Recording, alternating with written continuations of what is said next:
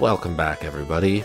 We are still playing Pokemon Yellow. It has been a minute for me, but it's been a day for you, so I guess I actually win. I don't know when we started using minute as a word to describe a lengthy-ish period of time, but we now do that. And I just used it there.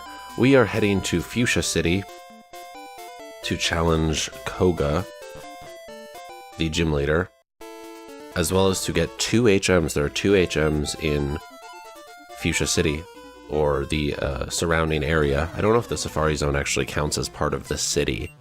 Certainly the entrance is in the city, but does the park itself count as outside? I'm not sure.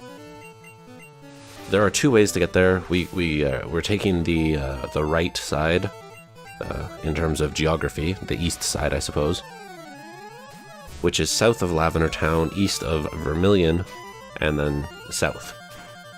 That is one way to go. You can also take west of Celadon, down Cycling Road, which I will show you, not in this episode, but I will show you it. Because it's a place. It's a place you can go in the game. Could go there, but I don't have my cutter. Okay, fine. Probably don't need the item anyway. We're actually running out of space on items, like not just in our bag, but just in general. It turns out your PC also has a limited amount of space for items. It suspected that you wouldn't like hoard everything, I suppose, and I do that. I'm very bad at that whole not using my items because I may have a better situation I'll need to use them in. So I just never use them. Same with TMs. Like I always think, oh, well, there'll be a Pokemon that I'll catch and I'll want to use this TM on them instead of what I have now. And then I'll just never use the TM. Like my box is full. I think it's like half full of just TMs that I've just never used and will probably never use. A lot of them aren't that useful either. The moves in Gen 1, there are only a handful of like really super useful moves. And a lot of those TMs are not that. So chances are they will just remain there forever. There are a lot of bird trainers on this route. I'm not sure why. I mean, it makes quick work for Pikachu, but I'm not sure why they decided that flying types were the most prominent on this route. We're still kinda under-leveled also, except for Pikachu. Pikachu's above at least the trainers. But everyone else is below. Like, that was a level 29 Pidgeotto. That's stronger than everyone I have but Pikachu. In terms of level, not in terms of strength or anything. So I'm a little concerned that I'm gonna have to do a bit of grinding. We'll see. As always, I won't show that. There's no point. It's literally just fighting wild Pokemon for hours. Minutes or hours. Depends. I'm gonna try to start avoiding some of the trainers too, just because you've now seen it. You've seen it a lot. And I don't think that makes for great content. I'm getting a little tired of the game also. The less I can play it, the better, I think. So yay, I love being sand attacked so I can't hit. That's always fun. So full disclosure, I've actually now beaten the game. We're about 10 episodes from the finale. Maybe 9 from the finale, and then episode 10 is the finale. I can't remember the exact number. I'm not even sure what episode we're on currently. I'll find that out after I title it. But there is a lot of progress that's going to be made in the next 9 or 10 episodes. The game is slower at the start than it is at the finale. I'm not sure why it is that way.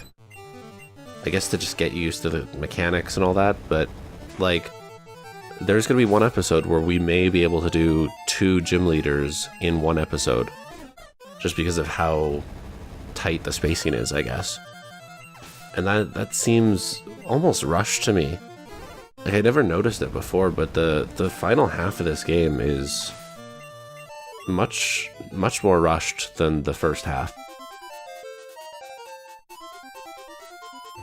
So that's an interesting thing I had honestly never noticed before.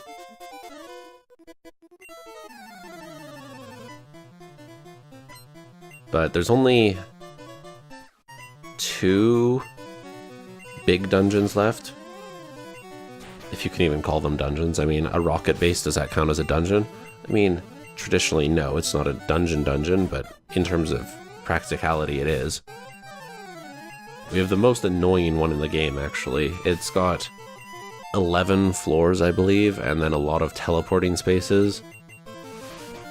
And if you don't remember where to go, you just kind of need to run around and get lost until you find where to go. So that'll be fun. And there's a couple of others. But not too bad. It won't be too bad. We'll, as always, I'll zoom through it too. Since I've already recorded it all, I kind of have an idea of how quickly I'm gonna play the footage through. It's not gonna be too bad. I don't want to commentate over that either. I think that would just get repetitive and boring. And just not very fun at all. Like I said, I'm gonna try skipping a bunch of these people. That one got me.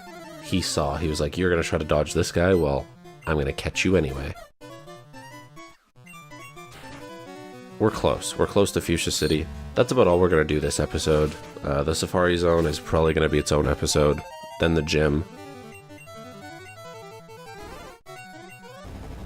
In the Safari Zone, we get Surf is the big prize at the end of it. We also have to find a gentleman's golden teeth. The warden of the Safari Zone, for whatever reason, has lost his golden teeth, and they're in the Safari Zone. And we want to find that. Hey, Professor Oak's aid. Ooh, an XP all. That would be really good to have, but we actually don't have enough Pokemon to get it. That would make my grinding way faster. But I don't have it. Here's Fuchsia City. It's pink. I guess it's fuchsia. I suppose. I don't actually really know what the color fuchsia is, but I assume it's this. Or at least an approximation of this, as rendered by a Game Boy Color. And we'll go exploring on the next episode. Probably. I can't actually remember what order I did it in. I think the Safari Zone's next. I hope it's next. The Safari Zone is a good fun time. But we'll find out tomorrow. So I'll see you then.